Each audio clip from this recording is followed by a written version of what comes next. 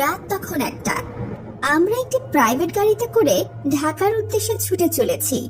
আমি ইপসিতা, আমার পাশে তানিয়া, সামনে সিটে আমার খুকু আপা ও তার পাশে গাড়ি চালাচ্ছে ছকদুল ভাই।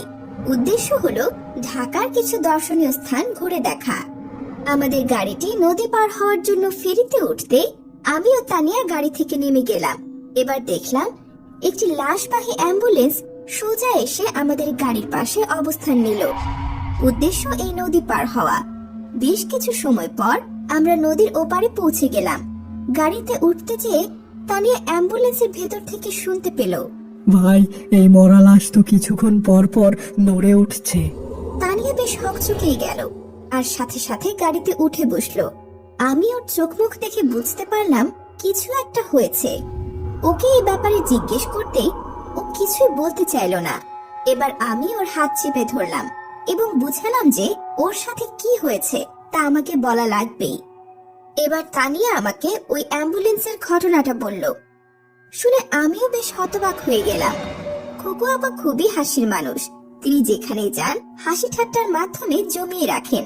ওই জায়গায় ওনার সাথে থাকতে গেলে মন খারাপ করে থাকা যায় না। তানিয়ার ব্যাপারটা খুকু আপাকে না জানিয়ে আমরা দুজন স্বাভাবিক হওয়ার চেষ্টা করলাম। প্রায় 15 থেকে 20 মিনিট পর হঠাৎ তানিয়া খেয়াল করলো তার জানালার পাশে সেই অ্যাম্বুলেন্সটি।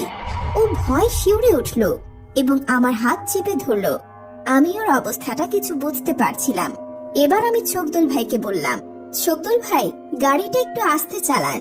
মনে মনে ভাবলাম এবার হয়তো ওই অ্যাম্বুলেন্সটি আমাদের গাড়ির আগে চলে যাবে। কিন্তু হায়, অ্যাম্বুলেন্সটিও যেন গতি কমিয়ে আমাদের সাথে সাথে চলতে শুরু করলো। আমি ও তানিয়া একেবারে চুপচাপ বসে থাকলাম। কিছু সময় পর খুকু আপা বলল, কিরে, কি হলো তোদের? এমন চুপ করে বসে আছিস? এমনিতেই আপা, তেমন কিছু হয়নি। এমন সময় হঠাৎ তানিয়া ভীষণ চিৎকার দিয়ে উঠল এবং বলল, ওই অ্যাম্বুলেন্স থেকে খুব ভয়ঙ্কর কণ্ঠে কে যেন আমাকে ডাকলো। আরে, কি বলছিস তুই? আই ইপসিতা, সব খুলে বলতো আমাকে। আমি তখন আপাকে ওই ফেরি থেকে শুরু হওয়া সমস্ত ঘটনা খুলে বললাম। আপা আমার কথা শুনে বেশ চিন্তিত হয়ে গেলেন। আমরা যে রাস্তায় চলেছি তার আশেপাশে কোনো দোকানপাট খোলা ছিল না। কিছু পরে একটি দোকানের সামনে আলো দেখে ওইখানে আমাদের গাড়ি থামাই। দোকানটি অবশ্য বন্ধ ছিল। আমাদের গাড়ি থামাতে অ্যাম্বুলেন্সটিও আমাদের ক্রস করে সামনে চলে গিয়েছে। সকলে গাড়ি থেকে বেরিয়ে বাহিরের নির্মল হাওয়াতে স্বাভাবিক হওয়ার চেষ্টা করলাম। হঠাৎ একটা ধুলোবালি সহ দমকা হাওয়া আমাদের ঘিরে ধরলো। দ্রুত আমরা গাড়িতে উঠে বসলাম এবং সেই সাথে ছকদুল ভাইও গাড়ি চালিয়ে দিলেন। বেশ কিছু সময় পরে সামনে আবার ওই অ্যাম্বুলেন্সটি রাস্তার পাশে দাঁড়িয়ে আছে। মনে হচ্ছে ওই অ্যাম্বুলেন্সটিতে কোনো সমস্যা হয়েছে।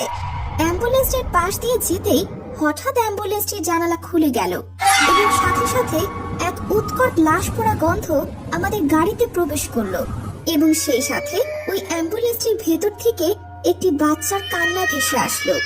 এদিকে পোড়া লাশের গন্ধে আমার বমি ঠেলে আসছিল। অনেক চেষ্টা করেও গাড়ির জানালার গ্লাস লাগানো যাচ্ছিল না।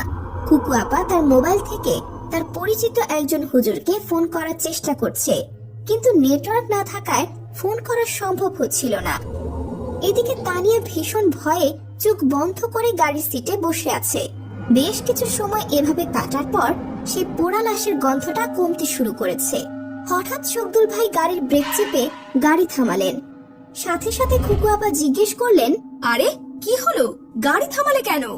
সামনের রাস্তায় মনে হলো একটি মহিলা বাচ্চা কোলে নিয়ে দাঁড়িয়ে আছে। এটা দেখেই আমি দ্রুত গাড়ির ব্রেক চাপি। ছকদুল ভাইয়ের কথা শুনে আমরা সকলেই বেশ ভীত হই। কিছু সময় পর আবার আমাদের গাড়ি চলা শুরু করলো, কিন্তু কিছু পথ অতিক্রম করতেই আবার সেই অ্যাম্বুলেন্সটি আমাদের পাশে এসে হাজির। আর সেই সাথে সেই উৎকট পোড়া লাশের গন্ধে ভরে গেল আমাদের গাড়ির প্রতিটি কোণা। এবার খুকু আপা ঠিক করলেন অ্যাম্বুলেন্সের লোকগুলোর সাথে এ ব্যাপারে কথা বলবেন। ছকদুল ভাই গাড়ি দ্রুত চালিয়ে অ্যাম্বুলেন্সটির সামনে রাস্তার মাঝে যেয়ে থেমে গেলেন। অ্যাম্বুলেন্সটিও থেমে গেল এবং এর ড্রাইভার বেরিয়ে এসে জিজ্ঞেস করলো, আরে, আপনাদের কি হলো?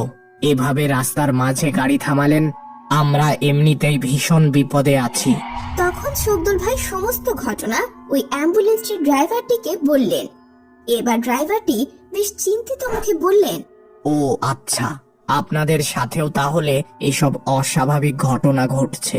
আসলে এইসব ঘটনার পিছনে আছে ওই অ্যাম্বুলেন্সটিতে নিয়ে আসা দুটি মানুষের লাশ। কি হয়েছিল ওদের সাথে আর কিভাবেই মারা গেল? ঢাকার মিরপুরে একটি বাচ্চা সহ এক দম্পতি বসবাস করত। কোনো কারণবশত ওই স্বামী তার স্ত্রী ও সন্তানকে পদ্মা নদীর ওই পাড়ে নিয়ে যেয়ে আগুনে পুড়িয়ে হত্যা করে। 2 দিন পর স্থানীয়রা লাশের ব্যাপারে টের পেয়ে পুলিশে খবর দেন। এখন ওই লাশ দুটিকে পোস্টমর্টেম করার জন্য ঢাকা নিয়ে যাচ্ছি। ওই লোকটির কি হলো, যিনি এই হত্যাকাণ্ড ঘটিয়েছেন? সে এই ঘটনার পরই পালিয়েছে। পুলিশ তার খোঁজ শুরু করে দিয়েছে। রাত তখন প্রায় 3টা বাজে। আমরা সকলে সিদ্ধান্ত নিলাম, সামনে কোনো দোকান বা রেস্তোরাঁ পেলে ফজরের আজান না হওয়া পর্যন্ত ওইখানে অবস্থান নিব। বেশ কিছু সময় পর আমরা একটি রেস্তোরাঁ খোলা পাই এবং সেখানে ফজরের আজানের আগ পর্যন্ত অবস্থান করেছিলাম। এরপর বাকি রাস্তায় আর কোনো প্রকার অস্বাভাবিক ঘটনা হয়নি।